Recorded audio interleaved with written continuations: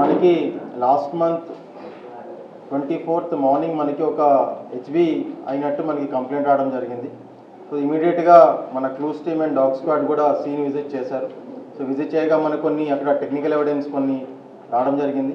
So దాన్ని base చేసుకొని ఫర్దర్గా సిసిఎస్ టీమ్ కూడా ఇన్వాల్వ్ అయ్యి ఇలాంటి నేరం పాత అఫెండర్స్ ఎవరు చేస్తారనేది కొంచెం ఇంటెలిజెన్స్ కూడా కలెక్ట్ చేశారు. సో దాన్ని బట్టి మల్టిపుల్ టీమ్స్ ఫామ్ చేసాం. సో ఫామ్ చేసి very quickly win very short time, ఒక వారం రోజుల్లోనే మన అఫెండర్స్ ఎవరు ఏంటి అనేది కనుక్కోవడం జరిగింది. ఇమీడియట్గా వాళ్ళని పట్టుకొని ఎంటైర్ ప్రాపర్టీ ఇంటాక్ట్గా రికవర్ చేయడం జరిగింది. ఇది మనకి 23rd నైట్ జరిగినట్టుగా మనకి తెలుస్తుంది.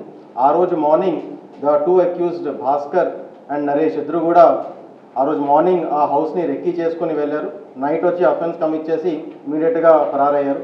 మనకు వచ్చిన ఇన్ఫర్మేషన్ బట్టి ఇమీడియట్గా వాళ్ళని అప్రిహెండ్ చేయడం, ఈ ఎంటైర్ ప్రాపర్టీని రికవర్ చేయడం జరిగింది. సో ఎంటైర్ కేసులో మనకి మన సిఐ రాజోల్ అండ్ టీం అలాగే మన క్లూస్ టీం కూడా చాలా బాగా పనిచేసి within a very short time ఒక ఇంపార్టెంట్ అఫెన్స్ అండ్ గ్రేవ్ అఫెన్స్ని చాలా త్వరగా డిటెక్ట్ చేయడం జరిగింది. సో ఈ on this occasion I make a request to all the public, ఈ సీసీటీవీ కెమెరాస్ అన్ని దగ్గరలో కూడా వీలైతే ఎక్కడెక్కడ మనకి ఇంపార్టెంట్ అనుకుంటున్నామో అన్ని దగ్గరలో కూడా కొంచెం ఇన్స్టాల్ చేసే విధంగా సహకరిస్తే ఇలాంటి అఫెన్సెస్ మనం ఇంకా చాలా త్వరగా డిటెక్ట్ చేయగలుగుతాం. సో దీంట్లో ఈ విషయంలో కొంచెం సహకరించాలని చెప్పి కూడా కోరుతున్నాం. And on this occasion I reward and appreciate the entire team and SDPO Kothapeta as well. Immediately రాగానే ఒక మంచి కేసుని ఛేదించారు.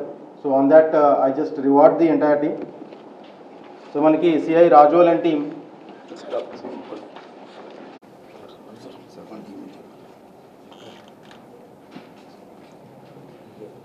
అలాగే మన finger print and clues teams కూడా వాళ్ళకు కూడా స్మాల్ రివార్డ్.